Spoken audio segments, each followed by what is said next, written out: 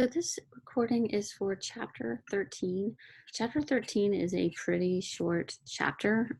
So we'll see if we can fit all this in one video. I hope we can. We were talking about chromosomes, chromosomal theory of inheritance, that all of our genes are located on these things called chromosomes that are made out of DNA, and their DNA is wrapped around histone proteins. So we know now that inheritance has to do with chromosomes and DNA, but we didn't always know that. So who came up with this theory about chromosomal theory of inheritance? Well, we have two people to credit for it. It is Walter Sutton and Theodore Boveri. And so they were looking at little cells through their microscopes. They were limited in the technology that we had back then. This was 1909, I want to say. When these discoveries were made. But so they were watching cells undergoing mitosis, undergoing meiosis to produce gametes, and watching how these things moved and went about under the steps of mitosis and under meiosis. And so they gathered some evidence that helps support this theory that chromosomes, it's DNA. DNA is where it's at. And they are found on chromosomes. And so chromosomes are the method of inheritance. So we need to know these different observations, and that we saw that they were homologous ones, right? The mom one pairs up with the dad one because they both have the same genes for eye color.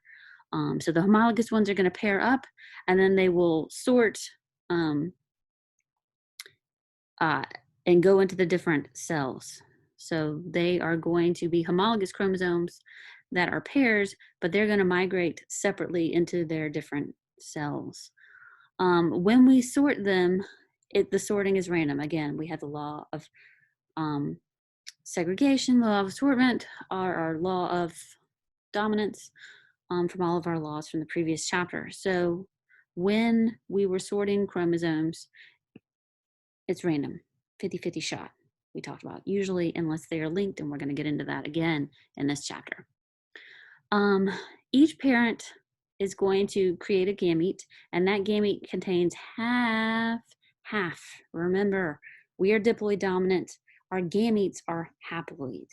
So haploid dominant life cycles like fungi are multicellular at the haploid. We are not. We are diploid dominant. We are multicellular with 2 N. And when we undergo meiosis, the only time we undergo meiosis is to make gametes, and those gametes are 1 N. They only have half of the genetic information. So that's more evidence to support the chromosomal theory of inheritance. And then although the male and the female gametes differ in size, because the sperm, if you've ever seen a picture of an egg surrounded by lots of sperm, the egg's huge compared to the sperm. But even though they differ in size, the material inside of them, the chromosomes, are the same. So it didn't matter if it's a giant egg or a little sperm. What matters is the chromosomes. That's where it's at. So even though they're a different size, they still give the same contribution. They're still giving half of the material, whether it's an egg or a sperm, from each parent. And then they're going to combine and produce offspring with the same chromosome number as their parents. So we have 23 pairs, 46 total chromosomes. The gamete is going to have half of that. The gamete, instead of having 46 total chromosomes, it only has 23 total chromosomes in one gamete. That meets up with the other gamete of 23, and we bring it together for a total of 46. So the offspring of the parent should have the same amount as the parent did. 46 and 46 if we're talking about people. If we're talking about strawberries, it could be something else. Or if we're talking about birds, it could be something else. So we need to know the evidence that supports the chromosomal theory of inheritance that was discovered by Sutton and Boveri.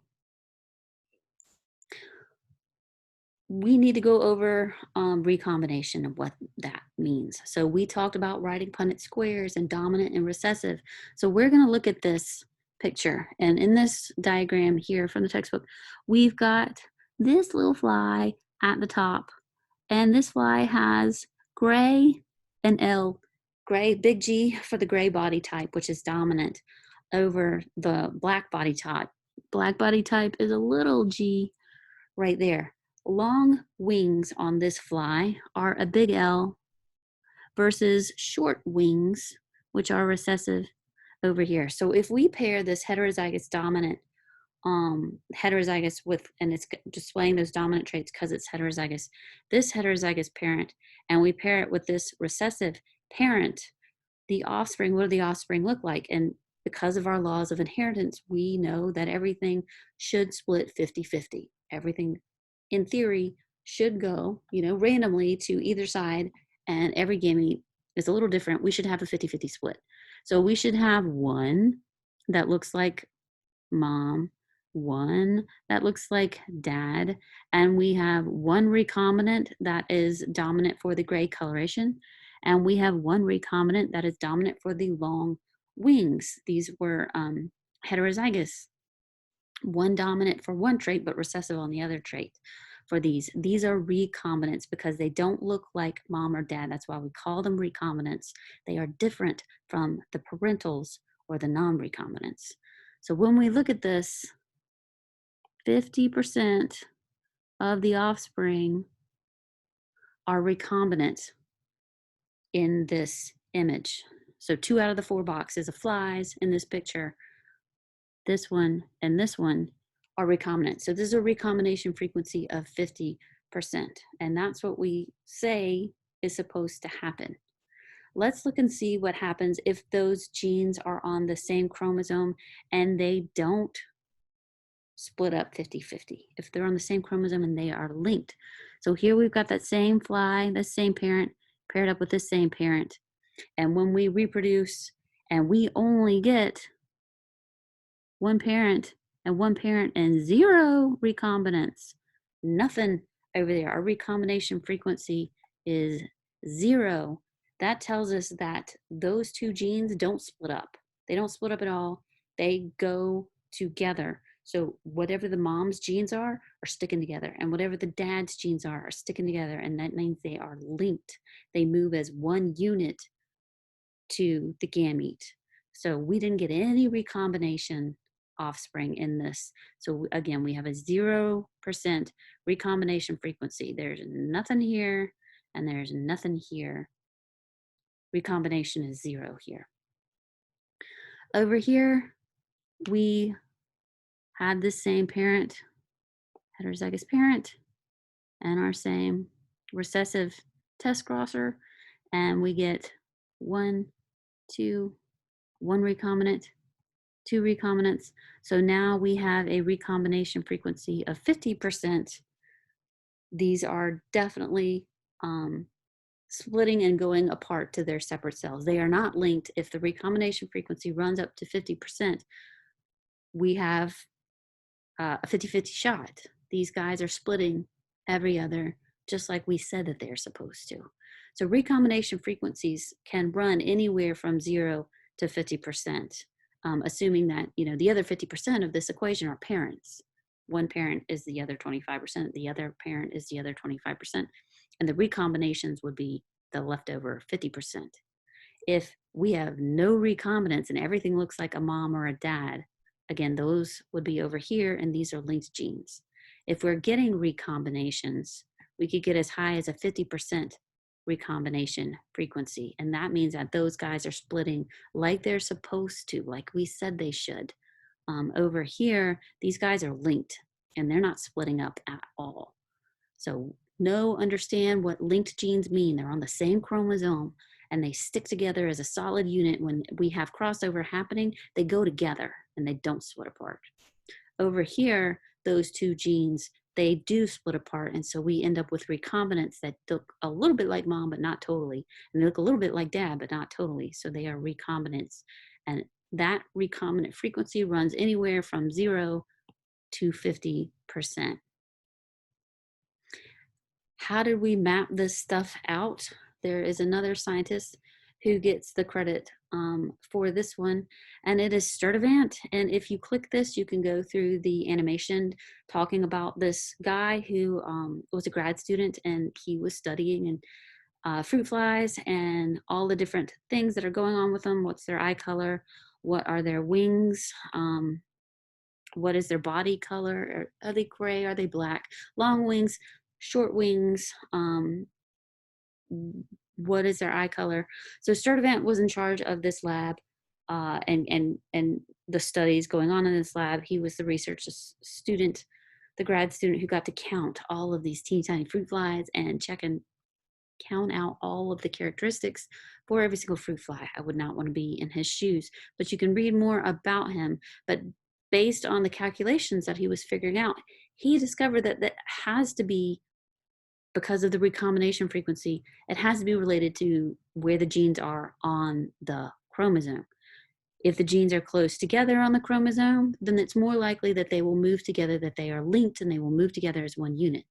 If the genes are far apart, so we've got short Aristae and brown eyes are far apart on here, then those traits will probably have a recombination frequency closer to 50%, versus if we looked at, let's see, who looks like they're the closest.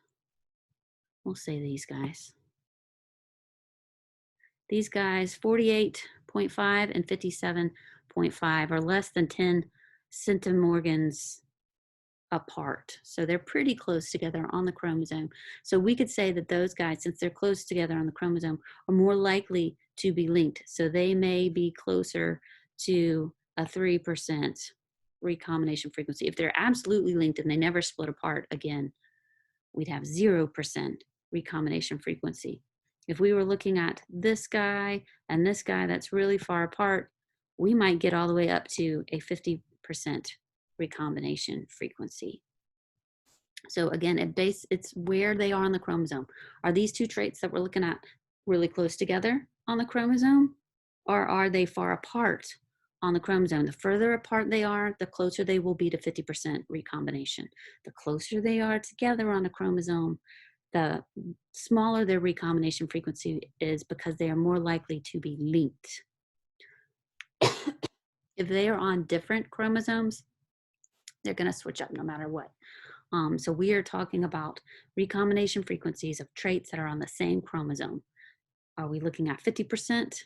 Those would be on the far end of a chromosome. Are we looking at something closer to 0%? Those guys would be closest together. So if I gave you a map of chromosomes and I asked you, this is A, B, C, D, and I made this up with this map, which ones would have the lowest recombination frequency and which ones would have the highest recombination frequency? These two are the closest, so I would say that they probably have something closer to 0. These two are the farthest apart, so I would say these guys have something closer to 50%. Questions? This just sparked, I was just remembering, we were talking about passing on traits in the previous chapter, and dominant and recessive. And we have pictures here of these fruit flies, and gray was the dominant color and long wings were a dominant trait. And then we have this recessive. If you were given, and I'm going to go to this page so I can clear this stuff out. If you were given this and this, this, and this, and maybe we'll say E, and D.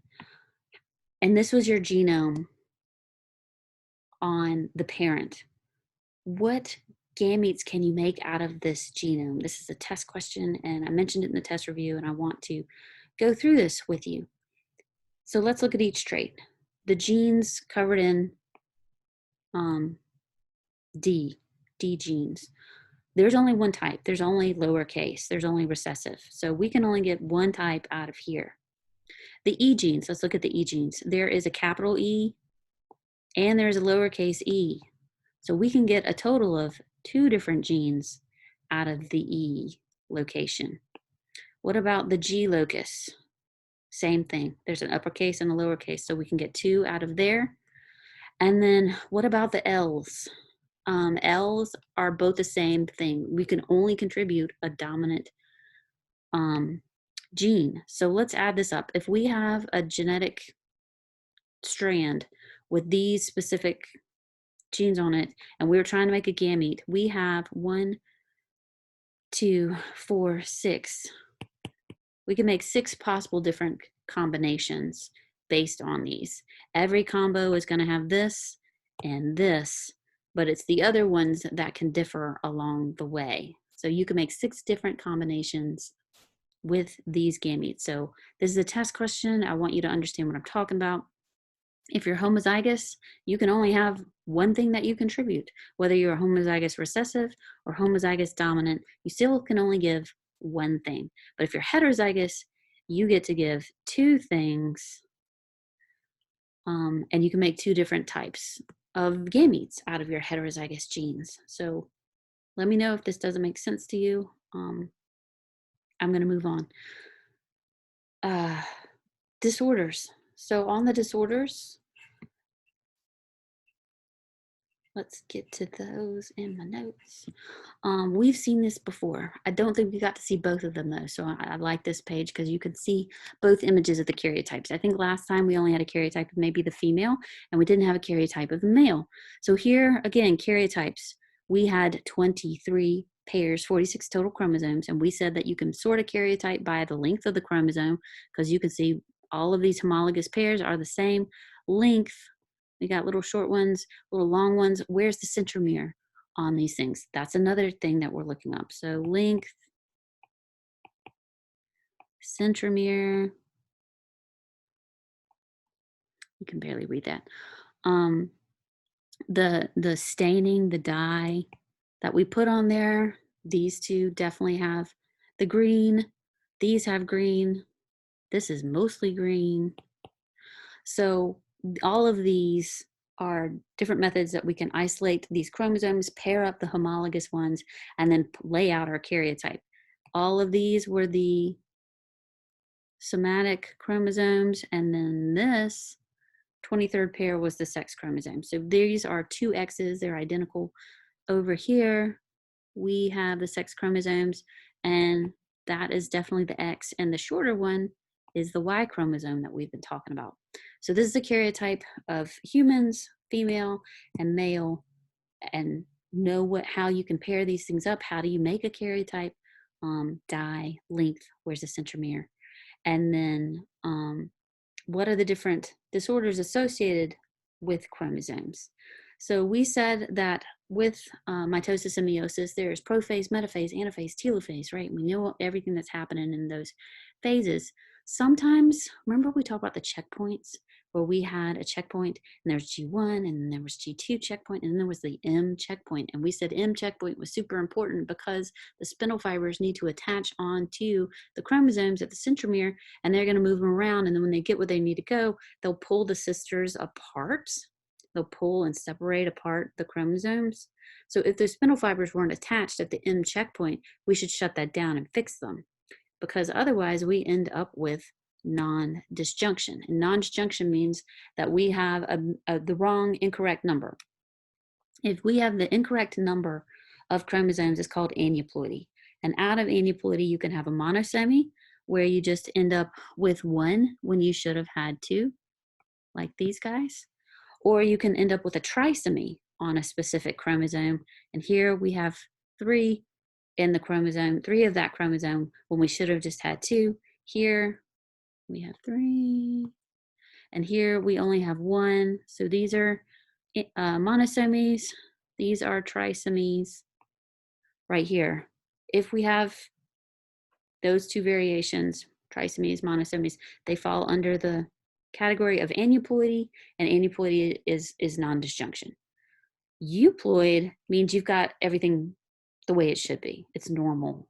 Everything's split 50-50 like it's supposed to. Spindle fibers attached, they pulled the chromosomes apart and they went to the proper cells. That's euploidy.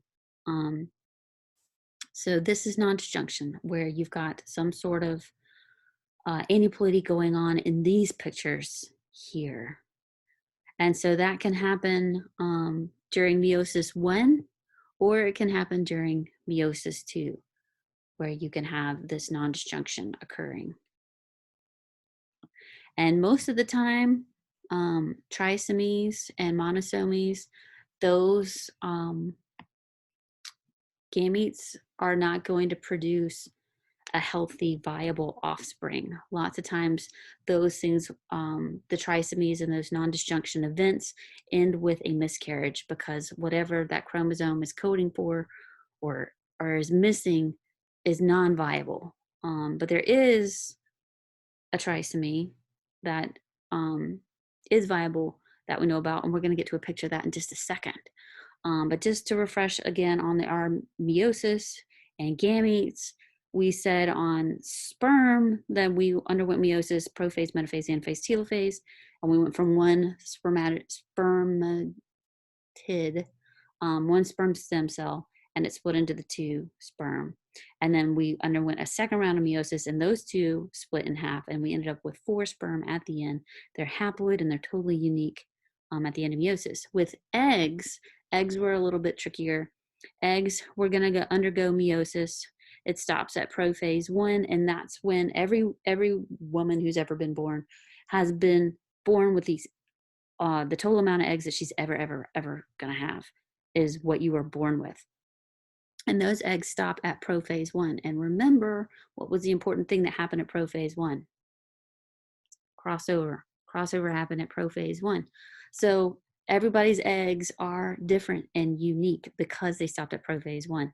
Then as the female matures and undergoes the oh so lovely joy of puberty, and puberty hits, then we're going to develop eggs every month with the menstrual cycle.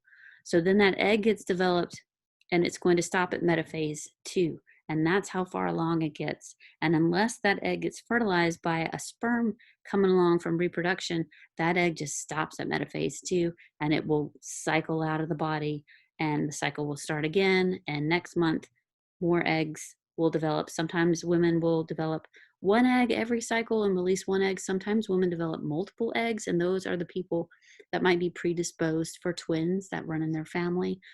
They are developing multiple eggs every cycle. So this is oogenesis, it is meiosis, and at the end of meiosis for females, assuming that the sperm came along and fertilized the egg, you end up with just the 1 egg. You're going to have 2 polar bodies at the end from these things splitting, but you end up with the 1 fertilized egg, and then the nucleus is going to come from the sperm and fuse together, and we end up with a zygote. But remember, metaphase 2 is where we stopped. And what comes after metaphase? Everybody's in the middle for metaphase. Anaphase happens. That's when the spindle fibers are pulling apart the chromosomes. So every month this happens, and the older mom gets, the more likely that something's going to go wrong from metaphase to anaphase, and the more likely non-disjunction is going to occur. So we can see this exponential graph of as mother ages, the likelihood that mom's eggs may have some form of non-disjunction as those chromosomes get pulled apart gets much higher as she gets older. And we talked about all the different types of aneuploidy. Trisomy 21 leads to Down syndrome. And so Down syndrome clearly gives you a viable child. And I had to include this one, this picture here. It's from, I think, 2 years ago. It may be 3 years old. But Gerber Baby picked its baby every year. And that year from, I think it was 2 years ago, was a local boy here. He was local. He was from Georgia. And he also happened to have Down syndrome. And he is so stinking cute. So I had to put his picture in here so we could see an example of trisomy. Is Down syndrome, and it is specifically on a trisomy of chromosome number 21. Okay, so non-disjunction, we're talking about aneuploidy and euploidy. Euploidy, everybody's chromosomes split the way they're supposed to. Aneuploidy, you have an extra trisomy, you got 3 chromosomes of 21, for example, or you're missing a chromosome, monosomy, and you only have the 1. Polyploidy is where you have, instead of doubling up 1 chromosome, you doubled up an entire set. So we said, we are 2 in, and when we undergo meiosis at the end, we end up with haploid. gametes. On polyploidy, so we have 46, right? And we go down to 23. Under polyploidy, a mistake happens, and the gametes, when they meet up, you're going to have an extra one. So this gamete, these are both gametes. This gamete has a whole extra copy of the chromosomes in there. All of them, not just like one got copied, the whole set got copied, and that's polyploidy. And this is not viable. Most animals cannot withstand polyploidy. I think the exceptions are flatworms, a couple of fish, something like that. So it's really rare for that to happen, but it can happen in plants. It happens a lot in plants. So again, the entire genome, instead of getting split under meiosis, that whole thing gets pushed out to the gametes, and then that gamete will meet up with another gamete, and you have an extra set in that offspring that you didn't have before. So that's polyploidy. You see it in plants. Sex chromosomes and non-disjunction. Sex chromosomes, we're going to talk about the X chromosome. I mean, there's X and there's Y, of course. In these examples, we focus on the X chromosome. So we have the example of cat coats. And if you click this link, it will take you to a website that explains cat coat color. I don't know if it'll work for me. Will it work? It does. Awesome. But now I don't know how to get back to PowerPoint. But this website shows you how cat coats are developed. And so the coloration for cats is on the X chromosome. And when cats are developing, they can develop into all sorts of different colors. But if you are getting multiple colors, like this guy, technically this girl, if you were having a calico like this one, or a tortoiseshell like the one in the PowerPoints, those X chromosomes are going to have one of them gets shrunken up, gets inactivated in the process of that cat developing in utero. And so we can see here are the different female genotypes, all orange, all black, and a combo of orange and black. These are all different possibilities.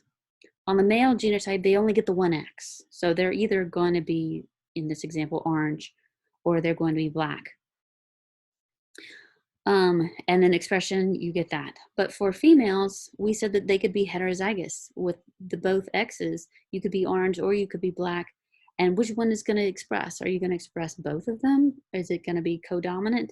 It doesn't. What happens is you inactivate one of the X's, and it's totally random which ones get inactivated and which don't. So those inactivated X's are called bar bodies, and that's what this looks like right here. So different cells will inactivate different X's. So you will see in a tortoiseshell pattern, the X's in these cells produce the black hair over here, and the X's in these cells produce the orange hair, and you have this tortoiseshell pattern for this, and it's because the X's get inactivated.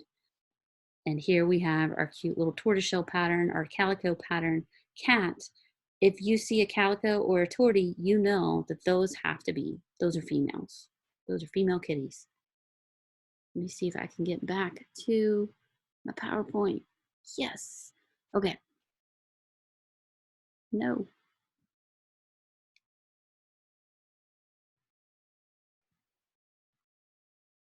Haha. Okay, we're gonna go on. More disorders with sex chromosomes. We can be missing one. So this person has one X chromosome, so they're definitely female, they've got an X chromosome, but they're missing their second sex chromosome. There's no Y there, and there's not a second X there.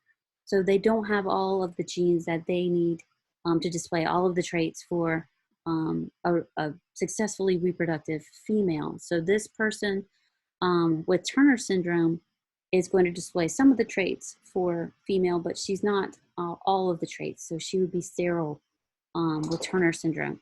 Then there's Klinefelter syndrome. We have an X and we have a Y. So SRY gene is located on the Y chromosome, but there's an extra X in here.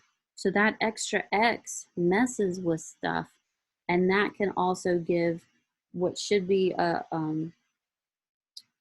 male who displays male sex characteristics, extra female characteristics. And this person is also sterile. So these are two different syndromes. Turner syndrome, you're missing the second X to make this person female.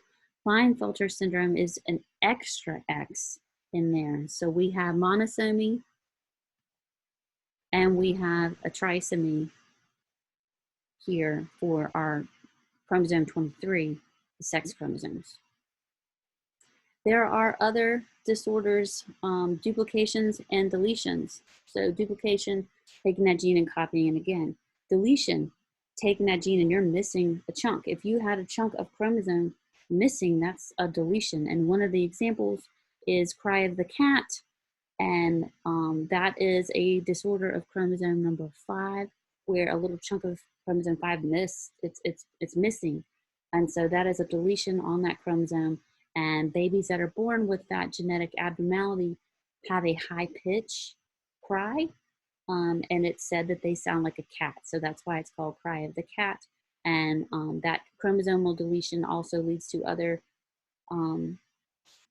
abnormalities in development for that person. So this is cry of the cat, and it is a result of a deletion of chromosome number 5. Then there are inversions. So if I had an inversion, normally I'm reading from left to right. If I inverted it, somehow it got flipped and it's not reading the same way. So where are we flipping these things? We have paracentric inversions, and that's going to be right here in the middle around the centromere. So instead of C and D, we've flipped them and now they're D and C. Or we could have paracentric, and those are over here, not on the centromere, on the edges of the centromere. So inversions are going to be where they're out of order. A, B, C, D, E is flipped, and now it is A, B, D, C, E. And that flip could be on the centromere, or it could be further down from the centromere. On the centromere, pericentric; away from the centromere, paracentric.